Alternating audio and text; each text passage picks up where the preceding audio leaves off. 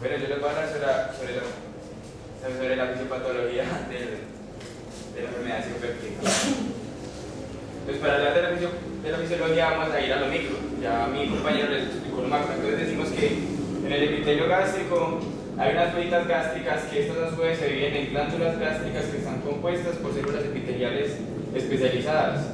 Y ahorita se las vamos a explicar. Y que según las regiones del estómago podemos encontrar como una mayor proliferación de estas células. Entonces vemos que en el cáliz el 5% de las células mucosas y endocrinas se encuentran ahí. En el cuerpo y el antro el 75% de todas las células mucosas, parietales, principales, endocrinas y las enterocromafines. Y entre el antro y la región pilórica, se encuentran el 20% de las células mucosas y endocrinas. Listo, entonces ¿qué células encontramos en las glándulas gástricas? Entonces vemos que en la parte superficial encontramos a las células superficiales y también mucosas que se encargan de secretar moco y bicarbonato, las células parietales que son estas de acá, que secretan ácido clorhídrico y factor intrínseco. Y estas células van a ser muy importantes en nuestra presentación porque pues, son las que secretan el ácido y la que genera pues, posteriormente la enfermedad psicopéptica.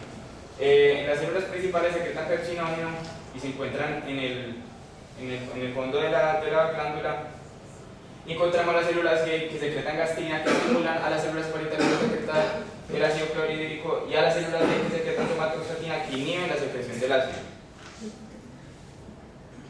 Entonces, decimos que hay dos tipos de secreción: una secreción que es basal y una secreción que es estimulada. Entonces, la estimulada es por factores exógenos y la dividimos en cefálica, gástrica e intestinal. La cefálica está compuesta por los sentidos, que sería la vista, el olfato y el gusto. Entonces ya es cuando usted ve el plato y lo huele y eso, entonces, uy, le dan.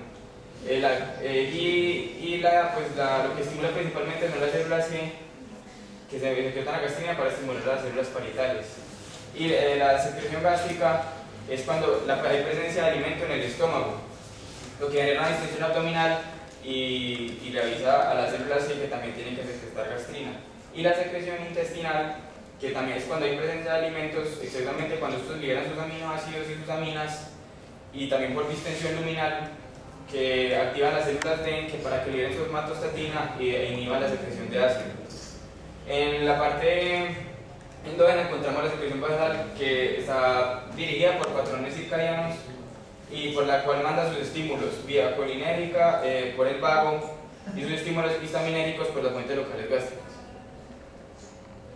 Y ahorita hablando pues ya de la célula específicamente, aquí vemos como la célula parietal, según las secreciones de la célula G y las células enterocromafines, se activa. Entonces vemos que la histamina secretada por la célula enterocromafin, aquí hay un más, o sea que la activa, igual cuando la célula G secreta la gastrina, que también activa la secreción de ácido clorhídrico.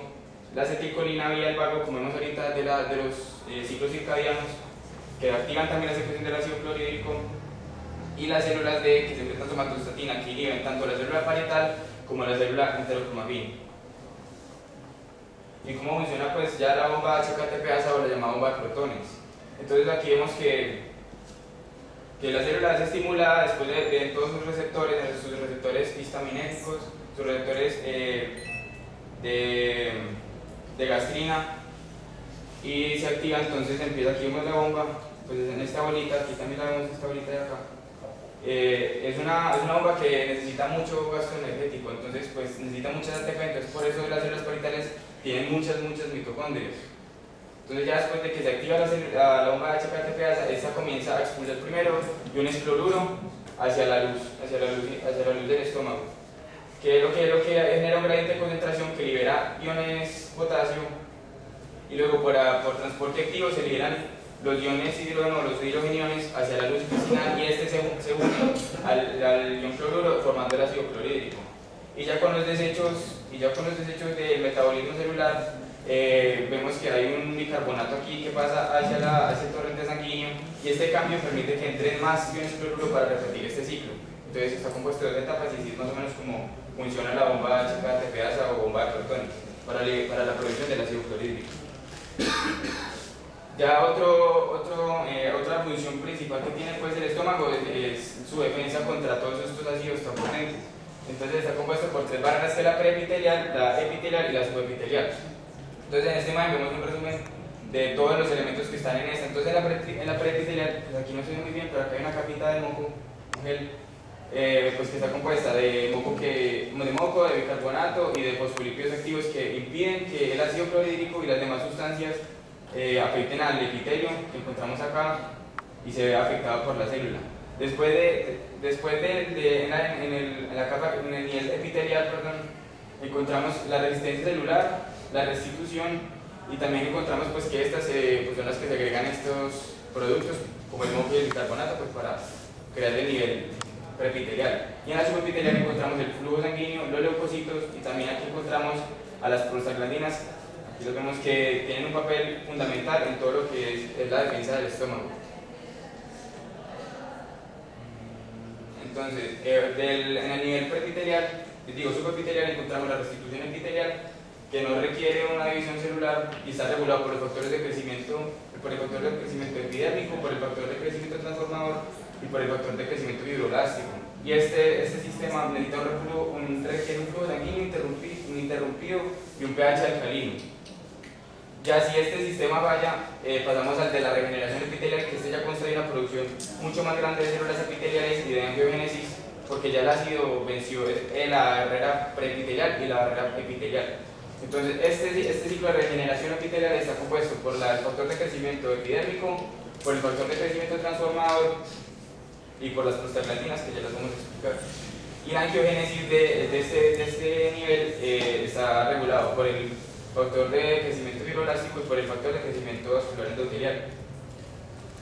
Entonces aquí vemos cómo se da la síntesis de prostaglandinas, que son productos de los fosfolípidos de membrana al entrar en contacto con los fosfolipasa 2, que se vuelven ácido araquidónico, y gracias a la COX-1 y a la COX-2 estos pasan a ser estos tipos de prostaglandina. ¿Y por qué son tan importantes y por qué hay que tenerlos tanto en cuenta? Porque estos factores, estos productos dirigen y hacen que se activen todo el mecanismo de regeneración del epitelio y de la generación del epitelio. Y por eso es que se da la terapéutica en el caso de los AINES, porque los AINES inhiben las dos COX. Entonces, al inhibir estas dos COX no pueden haber prostaglandinas, y como no hay prostaglandinas no puede haber la regeneración epitelial, y por lo tanto ahí está el daño en la mucosa. Después de un tiempo pues ya desarrollaron los AINES específicos para COX-2, que su fin es la antiinflamación, pero fueron retirados del mercado porque eran cancerígenos. Entonces por eso fueron retirados y volvieron a usar los que inhiben las dos COX, pero pues por eso se dice que cuando uno utiliza AINES también utilice uno de los fármacos que voy a explicar mi compañero Julián para el tratamiento de la enfermedad. Entonces aquí vemos pues como las vías que puede tomar la lesión por el ácido, que puede ser una úlcera, que puede ser una erosión del epitelio, y puede ser una cicatrización espontánea terapéutica, y si no hay pues la cicatrización puede avanzar a una úlcera, y si esa úlcera no es tratada avanza puede ser un cáncer. Y aquí vemos una tablita donde vemos la importancia de todas las prostaglandinas, que si estas disminuyen aumenta la secreción de ácido clorhídrico, porque las prostaglandinas inhiben la secreción del ácido clorhídrico, disminuye la secreción de mucina, disminuye la secreción del bicarbonato, disminuye la secreción del fosfolípido activo y disminuye la proliferación celular epitelial. Entonces ahí vemos la importancia de las prostaglandinas y el cuidado que tenemos que tener tan grande contra los AINES. Entonces ya podemos encontrar la enfermedad entre dos grupos, que la podemos dividir en la localización, entre gástrica y duodenal, y por origen, que puede ser por AINES, por el Helicobacter pylori o por otros factores que también se han visto muy relacionados en esta enfermedad. Entonces las úlceras gástricas son las que se encuentran en el estómago, y en esta patología encontramos la secreción de ácido normal o disminuida. O sea que aquí no es que pase que hay un aumento del ácido, sino que al contrario, este se disminuye y ya es un trastorno en los factores de defensa de la mucosa gástrica. Entonces encontramos alteración también en la presión del esfínter pilórico y un retraso del vaciamiento gástrico, que hace que todo el ácido se quede más tiempo ahí y le dé paso a la enfermedad. Las úlceras duodenales también encontramos como principal causa el Helicobacter pylori y el AINES. Encontramos la secreción basal y nocturna incrementada, las secreciones de los ciclos circadianos y el vaciamiento gástrico acelerado en los líquidos, que permite que llegue más rápido el ácido clorhídrico ahí. Y encontramos una debilidad también en el esfínter pilórico que hace que el contenido renal pase otra vez al estómago y genere una mayor concentración del ácido en el duodeno, en el estómago. La úlcera péptica inducida por AINES, de la que les estaba contando ahorita con las prostaglandinas. Los AINES también pueden producir enfermedad pues de dos maneras, que es por contacto tópico, que es esta al entrar se acumulan ácidos débiles no ionizados lipofilos que entran de manera ionizada a la célula y provocan una concentración de esta, generando apoptosis en la célula y así dañando el epitelio y dando paso a la úlcera. Entonces, pues aquí no tenemos que decir que haya una gastritis obligatoria para que se dé esta enfermedad, sino que simplemente se para el proceso de regeneración de las células y fin, se destruye todo de una manera muy rápida.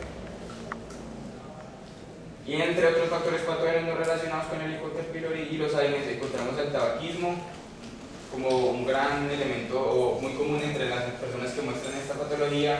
También se tiene en cuenta que puede haber una predisposición genética que sea importante en esta enfermedad.